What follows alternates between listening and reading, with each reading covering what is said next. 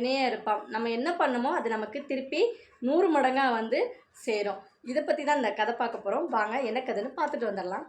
அழகே அழகே எதுவும் பால்காரம்மாவும் துலாபாரமும். இந்த கதைக்கு முக்கியமான பொருளே இதுதான். இதை பொருளை வச்சு தான் இந்த கதையில் ஒரு பிரச்சனை வருது.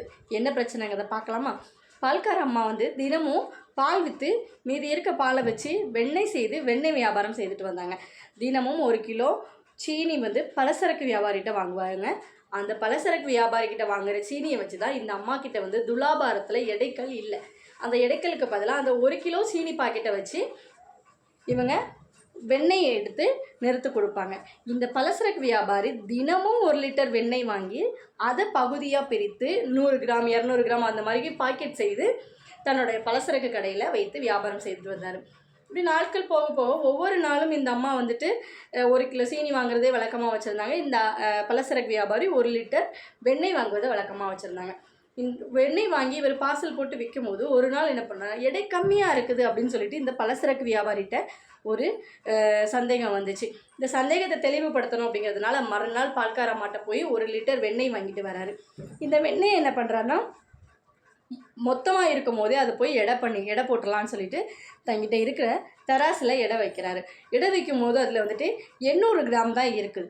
அப்போது இந்த பலசரக்கு வியாபாரிக்கு பயங்கர கோவம் பால்கார அம்மா மேலே. உடனே இதை எடுத்துகிட்டு அமைச்சர்கிட்ட போகிறாரு. அந்த நாட்டில் உள்ள அமைச்சர்கிட்ட போகிறாரு. அமைச்சர்கிட்ட போய் இந்த பால்காரம்மா என்னை இவ்வளோ நாள் ஏமாற்றிட்டு இருக்கிறாங்க, என்ன வந்து இதில் 1 லிட்டர் வெண்ணெய் இருக்குன்னு போய் சொல்லி வெறும் 800 கிராம் வெண்ணெய் மட்டும்தான் இருக்குது அப்படின்னு சொல்லிட்டு பயங்கர கோபத்தில் போயிட்டு சொல்கிறாரு. மன்னர் என்ன பண்ணுறாருன்னா தன்னோட நாட்டில் இப்படி ஒரு ஏமாத்து பால்காரியம்மா இருக்கக்கூடாதுன்னு சொல்லிட்டு உடனே வரவழைங்க அப்படின்னு சொல்லிட்டு மன்னரை வர வைக்கிறாங்க. பால்காரம்மாவும் எந்த ஒரு பதட்டமுமே இல்லை. ஏன்னா பால்காரம்மா தப்பே பண்ணலை. இவர்கிட்ட வாங்கின சீனியை வச்சு தான் எடை எதுவுமே தெரியாமல் வந்து பால்காரம்மா மன்னர் அவையில் வந்து நிற்கிறாரு. மன்னர்கிட்ட கேட்குறாரு, மன்னா என்னை வர சொல்லியிருந்தீங்க, காரணம் என்னன்னு சொல்லுங்கள் மன்னா அப்படின்னு கேட்குறாரு. நீ ஏன் எல்லாரையும் ஏமாற்றி வியாபாரம் செய்துட்டு வாரா? 1 லிட்டர் வெண்ணெய்க்கு பதிலாக நீ வெறும் 800 கிராம் வெண்ணெய் தான் கொடுக்குற. இந்த பலசரக்கு வியாபாரி தினமும் 1 லிட்டர் வெண்ணெய் வாங்குவார், நீ 800 கிராம் வெண்ணெய் தான் அவருக்கு கொடுத்துருக்குற. உனக்கு மிகப்பெரிய தண்டனையும் உண்டு, அதற்கு அபராதமும் உண்டு அப்படின்னு சொல்கிறாரு. உடனே மன்னா நான் சொல்கிறது நீங்கள் கேளுங்க, என்கிட்ட இடைக்கல் கிடையாது.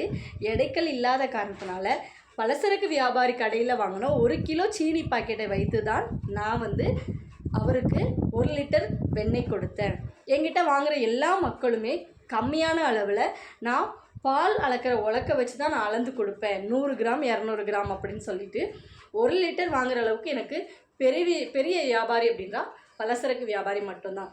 அதனால் அவர்கிட்ட வாங்குகிற சீனி பாக்கெட்டை வைத்து தான் நான் வந்து தினமும் எடை போட்டு கொடுப்பேன். தினமும் அவர்கிட்ட தான் 1 கிலோ சீனி பாக்கெட்டு வாங்கிட்டு வருவேன் அப்படின்னு சொல்கிறாரு. அப்போது அந்த பலசரக்கு வியாபாரிக்கு ஒன்றுமே புரியல. நம்ம வந்து தப்பு பண்ணது நம்மளாவே வந்து மாட்டிக்கிட்டோமே அப்படின்னு சொல்லிட்டு மன்னர் என்ன பண்ணுறாருன்னா அவரை பிடிச்சி சிறையில் போடுறாரு.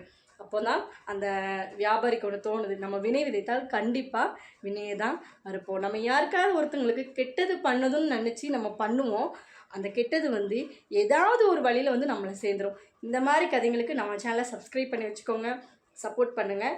அடுத்து ஒரு பழமொழியில் ஒரு கதையில் மீண்டும் பார்க்கலாம்.